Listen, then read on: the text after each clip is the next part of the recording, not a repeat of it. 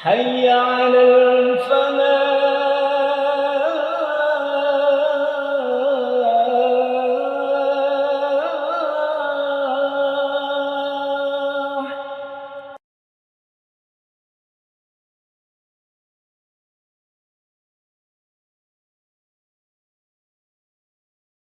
بسم الله الرحمن الرحيم. السلام عليكم ورحمة الله وبركاته. إن الحمد لله نحمده ونستعينه ونستغفره ونعوذ بالله من شرور أنفسنا ومن سيئات أعمالنا. من يهده الله فلا مضل له ومن يضلل فلا هادي له. أشهد أن لا إله إلا الله وحده لا شريك له وأشهد أن محمدا عبده ورسوله. اللهم صل وسلم عليه وعلى آله وصحبه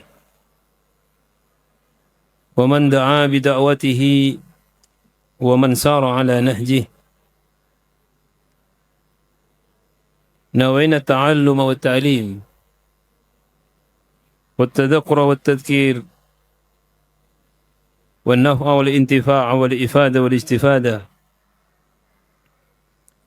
والحث على التمسك بكتاب الله وسنة رسوله والدعاء إلى الهدى والدلالات على الخير ابتغاء وجه الله ومرضاته وقربه وثوابه subhanahu wa ta'ala. Amma ba'du. Jamaah salat zuhur Masjid Al-Falah yang dirahmati Allah, alhamdulillah wa syukurillah, di siang hari ini kita mendapatkan nikmat dari Allah, bisa melaksanakan salat zuhur dengan berjamaah. Kemudian kita isi waktu yang singkat ini dengan mimbar zuhur yang insyaallah dalam sesi ini saya akan melanjutkan pembahasan seputar motivasi Al-Quran, yang mana subtema yang akan disampaikan adalah seputar Al-Quran adalah kunci kebahagiaan. Tema ini kembali kepada firman Allah Subhanahu wa ta'ala di dalam surah Yunus ayat 56. Allah Subhanahu wa ta'ala berfirman, A'udzu billahi minasyaitonir rajim. Qul bi fadlillahi wa bi rahmatihi fabidzalika falyafrahu. Katakan Muhammad, dengan fadl dan rahmat Allah, bifadlillah wa rahmatih. Para ahli tafsir mengatakan fadlullah dalam ayat ini adalah al-Islam, agama yang kita anut ini, dan rahmatullah dalam ayat ini adalah Al-Quran. Dari sekian banyak tafsir dari ayat ini, pasti menafsirkan di dalamnya Al-Quran. Fabidzalika falyafrahu. Dengan itu kalian atau kita dianjurkan oleh Allah Subhanahu wa ta'ala untuk berbahagia. Nah, ini tidak senada dengan ayat ketika Allah menceritakan tentang keadaan Qarun yang hidup di masa Nabi Musa. Inna Qaruna kana min qaumi Musa fabagha alaihim wa atainahu minal kunuzi ma inna mafatihahu latanu'u bil usbati ulil quwwa idh qala lahu qaumuhu la tafrah inna Allaha la yuhibbul farihin. Nah, di sini diceritakan bahwasanya Qarun itu ketika bangga dengan dunianya, maka dikatakan kepadanya, idh qala lahu qaumuhu la tafrah. Jangan bahagia dengan itu. Innallaha la yuhibbul farihin. Sesungguhnya Allah tidak menyukai orang-orang yang bahagia dengan dunia. Tidak melihat Allah Subhanahu wa taala sebagai pemberi karunia.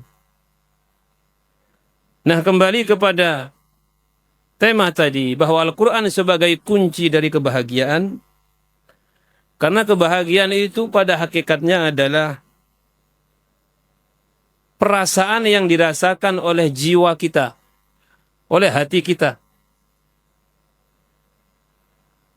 Ketika kita mendapatkan apa yang kita inginkan, kita merasakan apa yang selama ini dicita-citakan terkabulkan, maka kemudian datanglah kebahagiaan itu. Jemaah yang dimuliakan oleh Allah, kenapa kita tidak bahagia?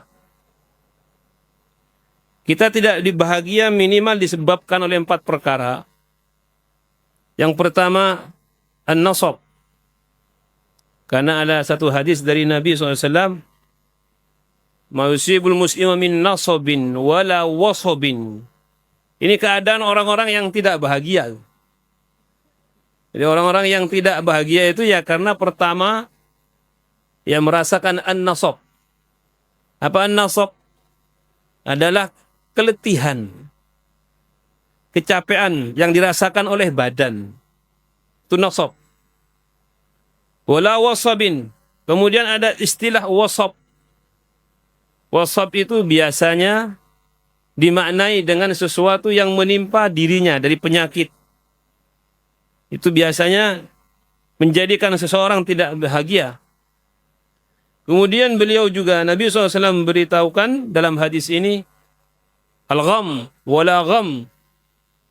Al-gham itu adalah perasaan seseorang, kekhawatiran seseorang, ketakutan seseorang, karena apa yang dia alami saat ini.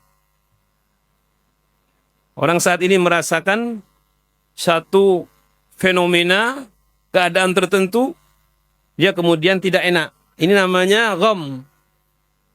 Wala ham. Kemudian ada ham.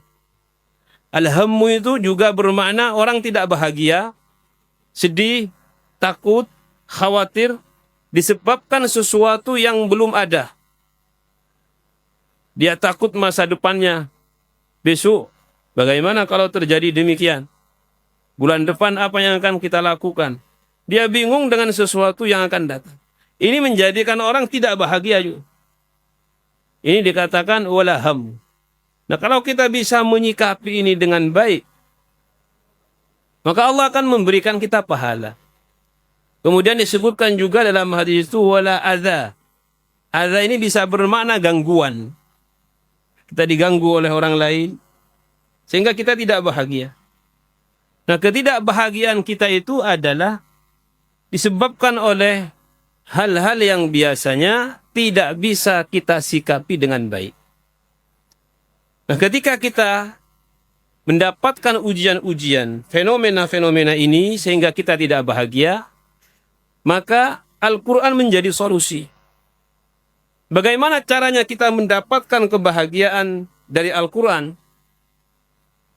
Walaupun kebahagiaan dan kesedihan itu tidak bisa hilang dari kita selaku manusia normal, tidak bisa hilang.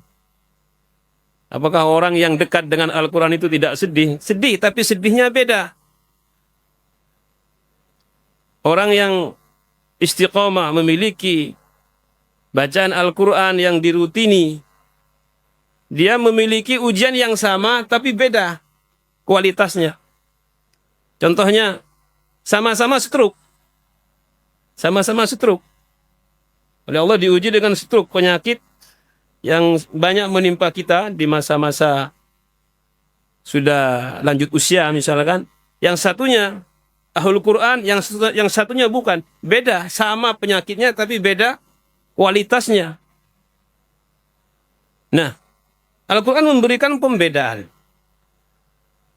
Nah, di antara yang harus kita lakukan supaya Al-Quran ini bisa dijadikan solusi terhadap masalah-masalah kita, yang pertama adalah ketika kita membacanya, Ini siapapun yang paham maknanya, yang tidak paham maknanya, yang sudah baik bacaannya atau masih belajar, ketika kita membuka Al-Quran, yang pertama harus kita hadirkan bahwasanya kita sedang berhadapan dengan kalamullah. Kalamullah al-muta'abbadu bitilawati. Ini hadirkan, biasakan. Jangan hanya membaca Quran hanya sebagai rutinitas saja. Ada sebagian, saya setelah sholat Isya baca Al-Mulk. Saya setelah sholat Asar membaca Al-Waqi'ah. Saya setelah sholat Subuh membaca Yasin. Kemudian ini menjadi rutinitas sehingga dia tidak menemukan apa-apa. Yang penting saya sudah baca itu setelah Subuh Yasin, setelah Asar Waqi'ah, setelah Isya Al-Mulk, sudah selesai. Ini hampa. Kita juga dalam sholat membaca Al-Quran. Al-Fatihah, kalamullah. Kita mendengar bacaan di sholat jahriyah, bacaan-bacaan dari Al-Quran, dari imam. Tapi kadang kita hanya mendengarkan saja, sebatas mendengarkan. Tidak menghadirkan bahwa untayan kata itu adalah kalamullah. Al-muta'abbadu bitilawati. Yang setiap hurufnya ini adalah ibadah. Dan setiap hurufnya ini memiliki rahasia, di antara rahasianya memiliki 10 kebaikan. Kadang kita lupa itu. Jadi mengalir begitu saja dari pendengaran kita tanpa memberikan athar, tanpa memberikan bekas dan pengaruh positif. Ini sesuatu yang rugi sebenarnya. Bagi kita yang mendengarkannya atau bagi kita yang membacanya.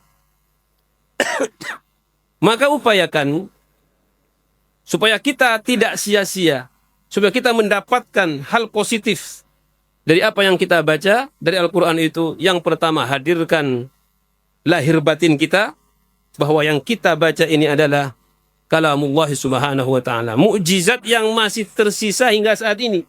Sesuatu yang sangat bernilai. Bukan sesuatu yang biasa. Tidak. Sangat bernilai. Nah dari situ kemudian kita akan menemukan nur. Nur itu artinya cahaya. Karena Al-Quran itu nurun fis sadr. Cahaya di hati. Cahaya di dada ini. Allahumma ja'il Qur'ana rabi'a qulubina wa nura sudurina wa jala'a ahzanina. Al-Quran ini ketika dibaca dengan baik, pasti dia akan memberikan cahaya kepada hati kita. Kita tidak khusyuk karena hati kita gelap. Kita kadang sumpek luar biasa karena hati kita gelap. Kita suudzon, sering suudzon, marah nggak ada sebab karena hati kita gelap. Nah, Al-Quran ketika dibaca menyinari hati ini. Semakin baik membacanya, semakin dia meyakini, khususnya bagi yang tidak memahami maknanya, yakini saja bahwa ini adalah kalamullah. Ini adalah firman Allah. Yakini itu, pasti Al-Quran memberikan cahayanya. Nah, cahaya ini ketika sampai ke dada kita, maka di situ akan timbul ketenangan. Dia akan mengingat Tuhan, Allah subhanahu wa ta'ala.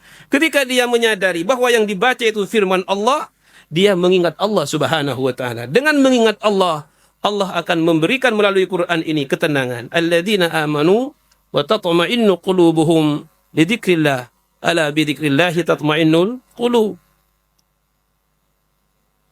Ini kalau bisa upayakan dari semua keadaan yang kita apabila bertemu Al-Quran, hadirkan di hati kita. Ini Al-Quran ini.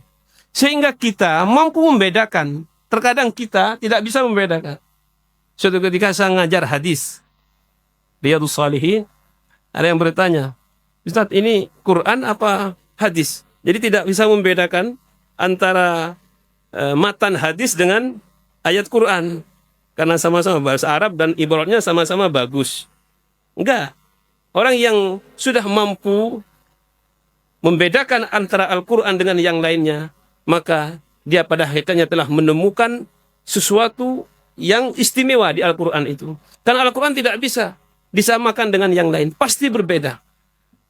Nah, kita latihan. Ada sesuatu ayat, ada satu ayat dibaca dari Al-Quran, terdengar dari telinga kita. Kita biasa apa enggak? Kalau biasa, berarti mungkin saja Al-Quran itu masih belum menyinari hati kita. Makanya ini butuh latihan dan butuh mujahadah dan butuh kehusyuan. Nah, kemudian setelah kita mampu mendapatkan cahaya dari Al-Quran itu dan hati kita menjadi tenang, disitulah Allah Subhanahu wa Ta'ala akan memberikan solusi-solusi dari masalah kita. Karena kita ini kan saya yang sampaikan tadi, ketidakbahagiaan kita kan karena masalah sebenarnya. Kenapa kita tidak bahagia? Ya karena masalah yang kita pikirkan, yang kita rasakan, yang mengganggu jiwa kita. Nah, ketika Al-Quran ini dibaca dengan baik, maka pastikan nanti Allah Subhanahu wa Ta'ala akan meringankan itu. Akan dilapangkan dadanya. Alam nashrah laka sadrak wa wada'na anka wizrak. Tidak ada nikmat yang lebih besar daripada kelapangan dada yang diberikan oleh Allah Subhanahu wa Ta'ala kepada hambanya. Karena itu artinya kita akan dijadikan orang besar. Orang besar itu orang yang lapang dadanya, mampu menampung masalah ini. Bahkan bukan hanya masalah dirinya, masalah umat ditampung sama dia. Tidak ada masalah. Kita kadang-kadang menampung masalah sendiri saja nggak mampu. Apalagi disuruh menampung masalah keluarga, masalah hubungan dengan teman. Ada orang-orang yang oleh Allah Subhanahu wa Ta'ala dilapangkan dadanya.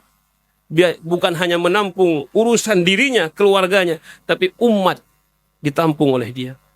Dan Nabi SAW diberi nikmat ini. Alam nashrah laka sadrak wa wada'na anka wizrak alladhi anqadha dhahrak wa rafa'na laka dhikrak. Fa inna ma'al usri yusra. Inna ma'al usri yusra.